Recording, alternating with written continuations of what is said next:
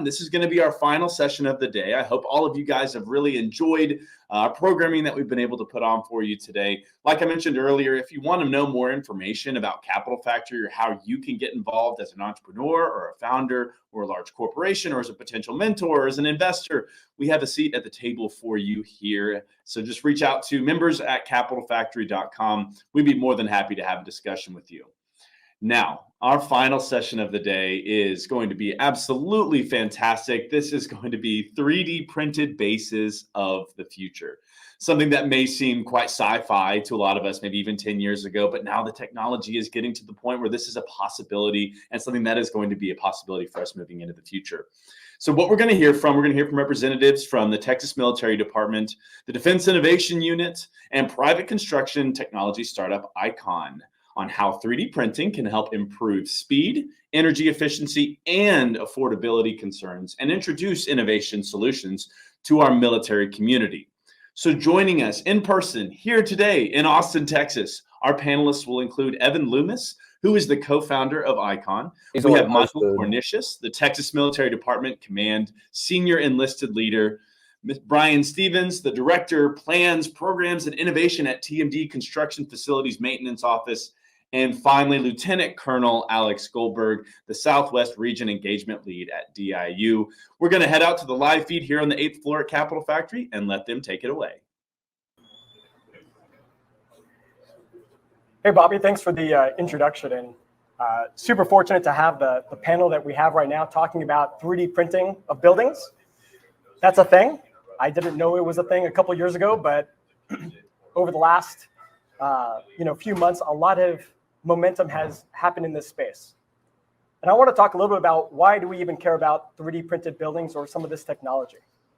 And it revolves around what we call in the DoD and in the military, contested logistics. This is this notion and this concept that whether it's the winter apocalypse that we just experienced here in Texas or the challenges that we face overseas, we won't be able to get a gallon of gasoline downrange. Our communication will be contested, and we won't have free reign. Energy will be a challenge. And even doing construction downrange is going to be very challenging. And so we started with this problem set at DIU. We're all about taking commercial technology and accelerating the adoption within the DoD.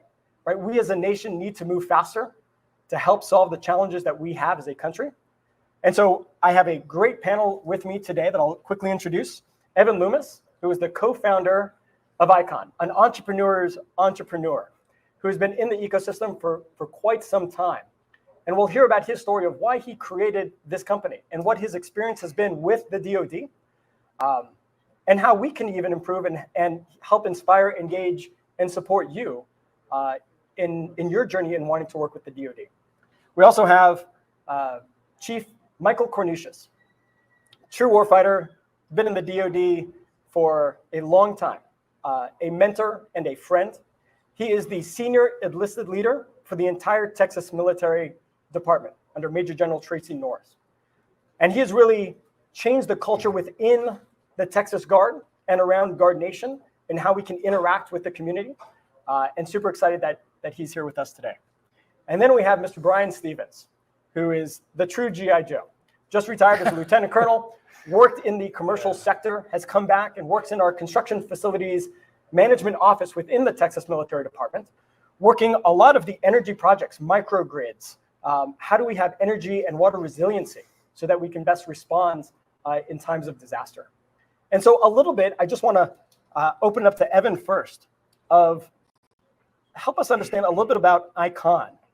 And where did you get this idea to start 3D printed buildings? What was the problem that you guys were trying to solve? That's great. Thanks, Toki. And thanks for wearing California casual and telling us to dress business casual. You're making us look good. We started Icon with the goal of eradicating the housing crisis that we have in America and the world. There is no shortage of human suffering that's associated with people that are under-sheltered. The average American cannot afford a home, and 1 billion people around the world don't have shelter. And so it makes our democracy worse when we can't afford a house and the world is more unstable. And so we started this business with an incredibly high ideal of like solving this challenge. And we started with robotics and automation because we believe that through robotics and automation, we're actually going to like take a huge dent out of this issue of affordability. And so in 2018, we 3D printed the first house in America. It was incredible. It was in East Austin. I did it in my buddy Taylor's backyard. South by Southwest was coming up, which is a big event in Austin. And I called up Taylor and I said, "Hey man, I need your backyard, please." He was like, "What do you want to do? What do you want to do, dude?" And I was like, "I'd like to 3D print a house." And he said, "No." And I asked him politely how much his mortgage was, that I would cover his mortgage, and he said, "Hell no." And then eventually I said, "Look, man, we've got an incredible technology. We just need to print this house somewhere. If I'm successful, you can have the house for free." And so we did it, and it's a very famous house now, but it's in Taylor's backyard. And it was a humble beginning for us. And if you're trying to imagine what we're talking about, we use concrete. It's one of the most plentiful and abundant and inexpensive materials that humans have invented for the last 2,000 years. And we extrude concrete layer by layer, almost like a hot glue gun. And so inch by inch, we built the house. We did it in incredible speed, incredible time. And a few things kind of surprised us along the way. One, a bunch of neighbors pulled out 6 packs of beer, cigarettes, and we're just enjoying the show, which is, amusing at best. But two, once we posted a video online of what we'd actually done, millions of video views had been seen. And we started getting phone calls from various heads of state from around the world and people in the government. And so we ended up raising a round of capital, which was amazing. It's called a seed round, to kind of accelerate the good work that we had already done, to take it from a little bit of a prototype and begin to scale up the company. And 2 things happened after that. Number one, the Chinese showed up, and Stoichi showed up, this guy. And we had a moment where we were going to take like the red pill or the blue pill. And fortunately, no pun intended on that one. Fortunately for us, we had been kind of forewarned that we should not take Chinese capital at this stage of our business. And Stoichi showed up and said, "Hey, have you ever considered partnering with the Defense Department to accelerate your technology, telecommunications, human flight? A number of these critical technologies that the U.S. has led the way on have been developed in partnership with the DoD." And we said, "We're all ears." And a lot of our investors said, "Don't. Do not partner with the DoD. They're slow. They can't make decisions. This is going to hurt your valuation as a little bitty company." And thank God we didn't, because we've had a really incredible relationship, not just with the DoD, but specifically, within the DoD, Defense Innovation Unit, the Air Force, the Marine Corps, and now hopefully the Army as well. So it's been a really incredible ride. Yeah, look, the innovation, as we're here in the DoDX community, innovation is not for the faint of heart. The bureaucracy is still strong. We are trying to make it easier, but it is still not easy for small startups like this to be successful in transitioning and scaling across the DoD. And a part of it is from DIU as the Southwest Region Engagement Lead, where we work with our defense customers to understand the problem statements and then look and build those relationships with all the big prime VCs, the Sequoias, the Andreessen Horowitz, the 8 VCs of the world, to be able to find the latest and greatest technology on the commercial side to be able to adopt it. And so we always start with the defense problem set. So I want to reach out to Mike here in regards to what is the problem strategically around contested logistics? Why are we opening up the Texas Guard to work with these companies? Why does this matter? Why do we care? Yeah, it's a great question. So, you think about it, and to put it in the civilian terms, our logistical chain within the United States is pretty in place, intact. Now, we do have some struggles now because of COVID, not having workers there, not having the warehouse availability. So multiply that by 10 and put that across the world. That's what we have to deal with day to day. And in a contested environment, so that we don't have the ease of movement that we normally are accustomed to now, if we end up having a large scale incident that, some of our countries that Evan even mentioned, that we become contested with them, we're not going to have the ease to be able to just ship concrete. We're not going to have the ease to be able to ship the equipment, the personnel, the fuel, things that you mentioned earlier.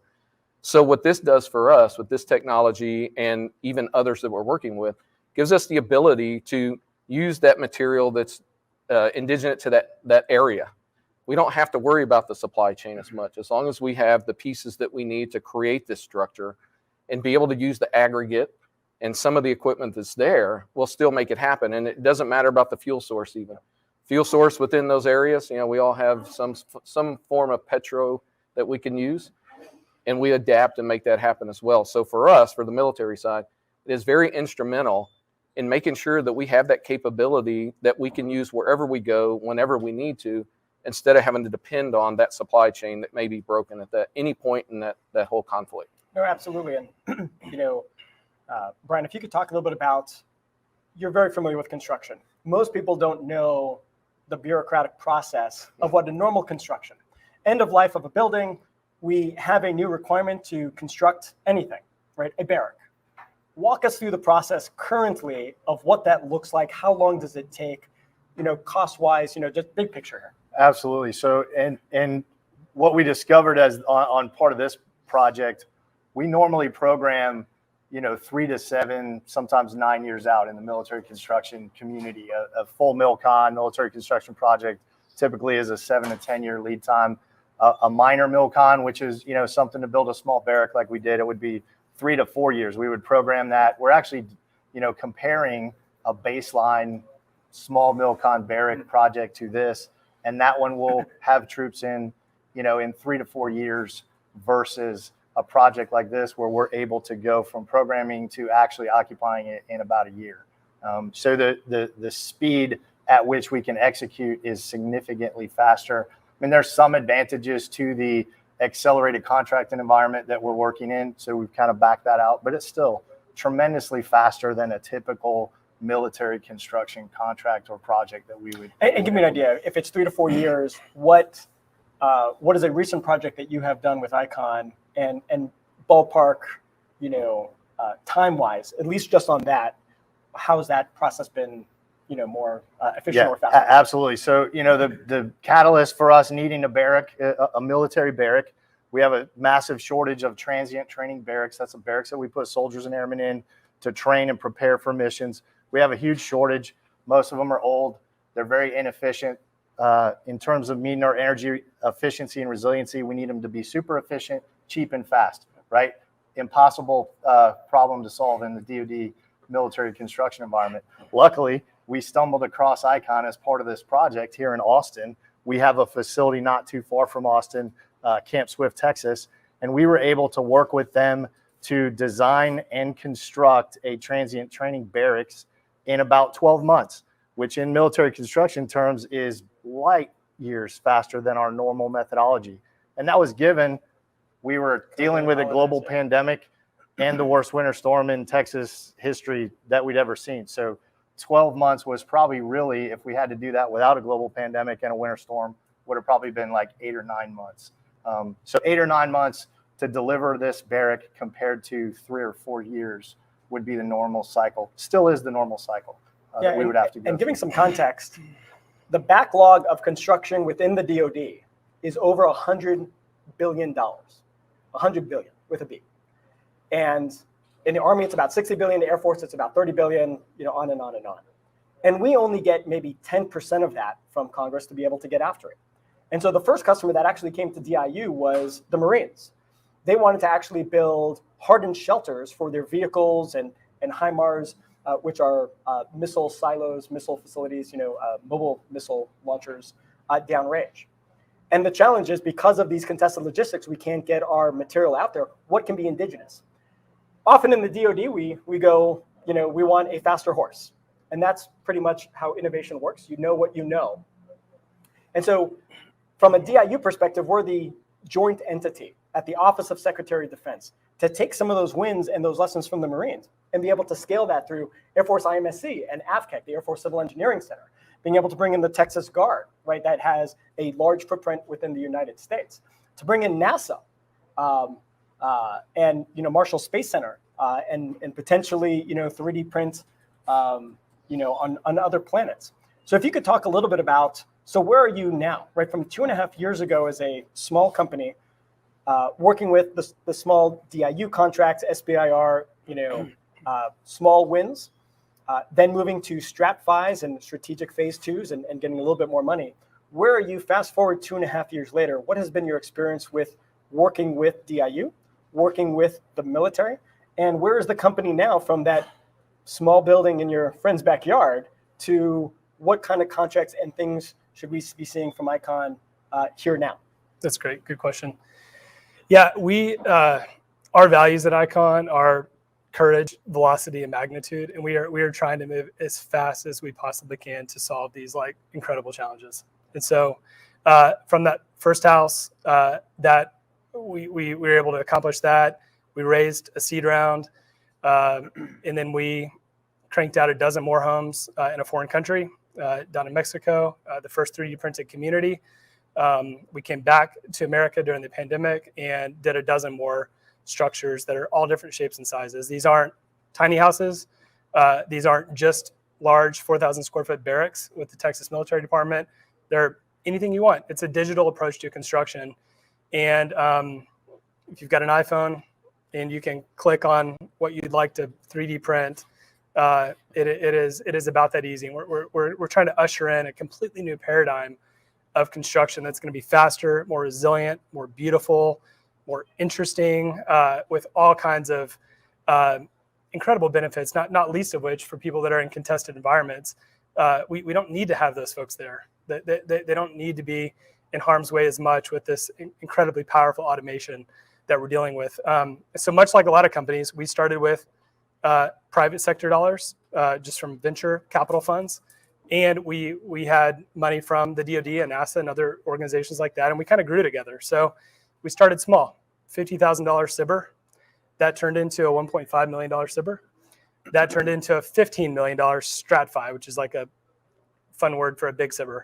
And then, yeah, wasn't trying to be funny, but maybe I should do stand up. And then we partnered with DIU, and we were able to do a few million with Defense Innovation Unit in the Marine Corps. And so it's been an incredible partnership because we've really grown up with our government partners at the DoD and NASA, and they've been able to kind of move at the speed that we are, while knowing that we are really targeted towards this housing crisis. Like that is our mission as a company, and it's a twofer that we get to solve another huge issue, which is military construction. Like, we do not have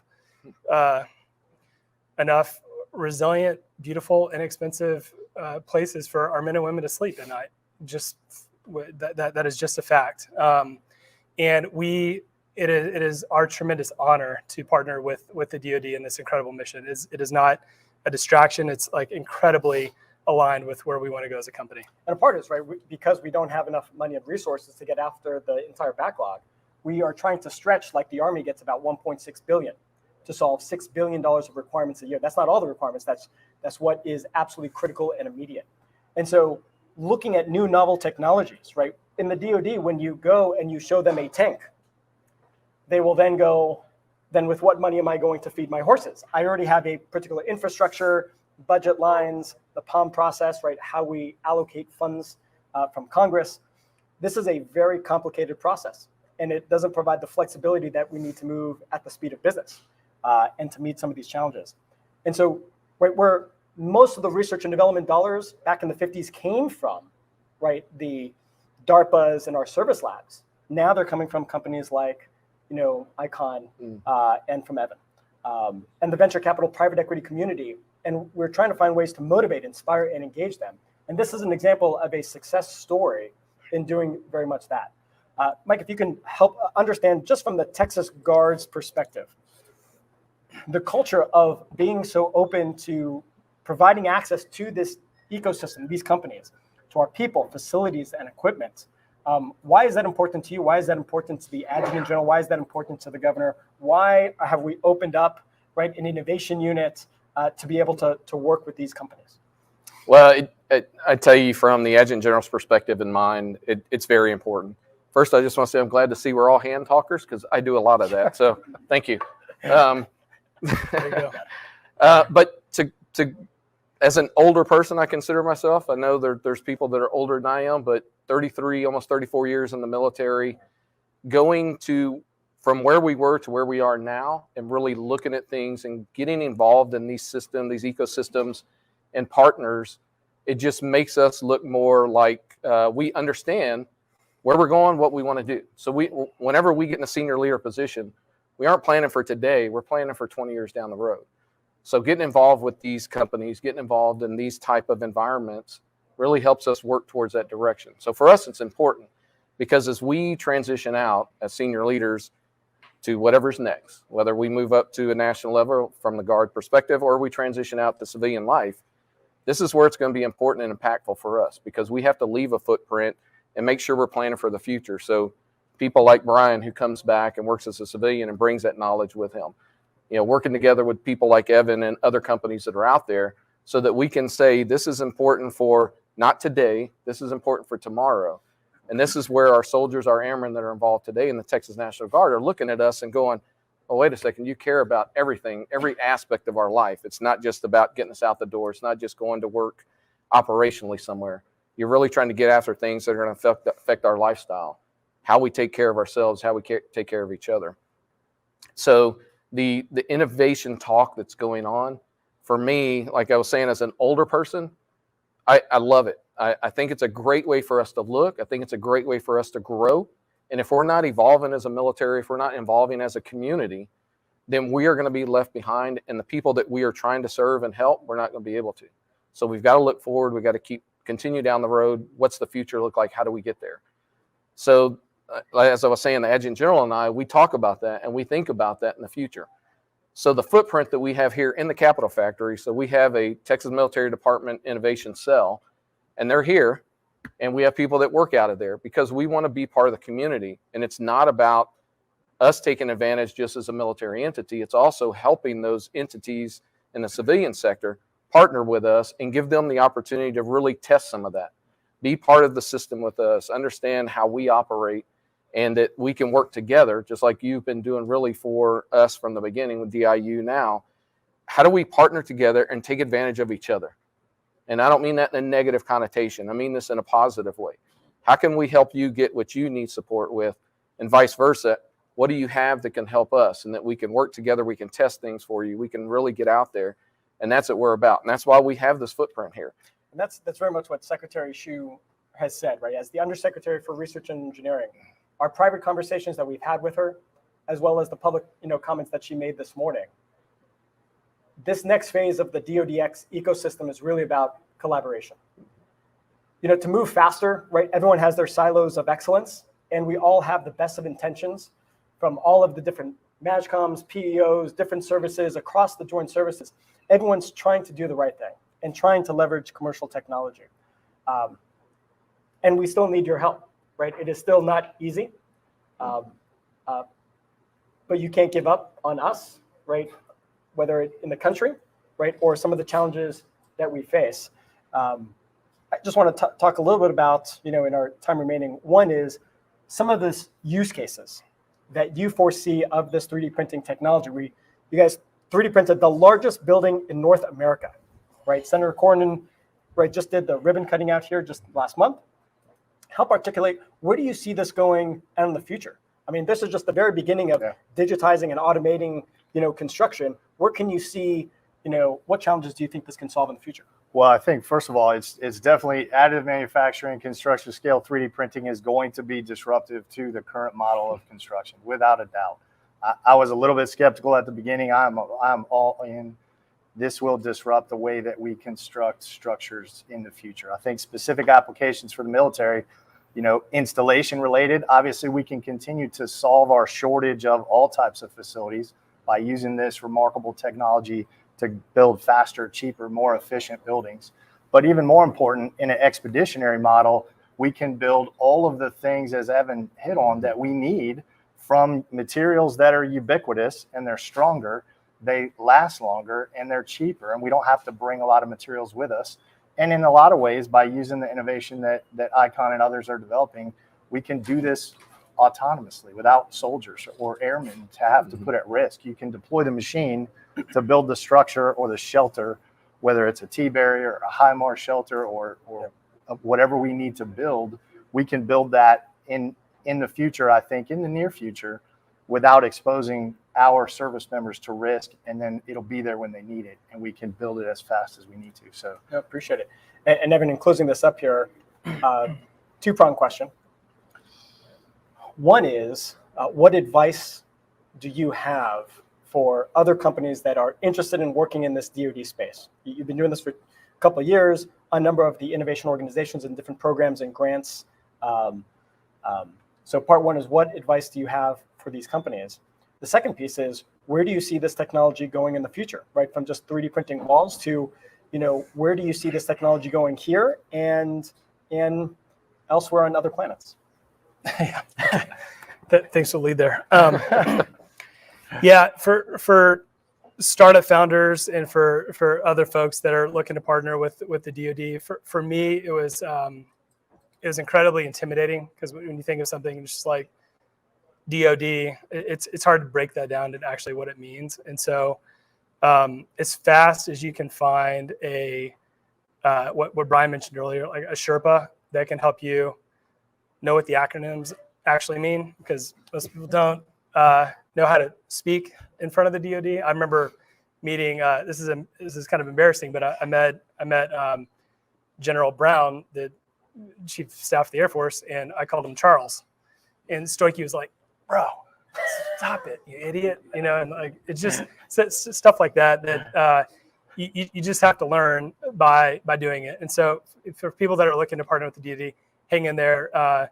Get a Sherpa as fast as you can, and your technology may not be interesting, but you're never going to know unless you put your best foot forward and ask for feedback on your product. Two, I think the future of construction on this planet and on the moon and then Mars is going to be automated and digital. It feels like incredibly clear that if we do not head in that direction, the future is going to be worse here in our country, and the future of the world is going to be worse. And so we are trying to usher in a completely new paradigm that's going to be better and faster and cheaper, and actually solve what felt like an unsolvable problem in our lifetime. So that's the mission that we're on. That's where I think we're going. And again, we feel incredibly proud to partner with both of you, and also you at the DIU. So and so this is an example of a company from their early startup phase to now a successful, growing, transitioning technology across the joint forces. And this is not easy. And the whole ecosystem had just begun. AFWERX was created just a few years ago, DIU just 5 years ago. But this is an example of starting with a government customer need that has transformative effect across not just the DoD, but also the civilian enterprise as well, and being able to find them pathways to help them navigate through the bureaucracy. If you go to www.diu.mil, this is where we host all our solicitations, and typically, they're only posted on there from anywhere between 4 to 14 days, and we get on contract between 60 to 90 days thereafter. I mean, our whole goal is to find companies like this, new novel solutions that we didn't know exist, to solve big challenges like the construction backlog, that we have. I appreciate the entire panel for being with me today, and Capital Factory for hosting. Bobby, back to you, and appreciate the support.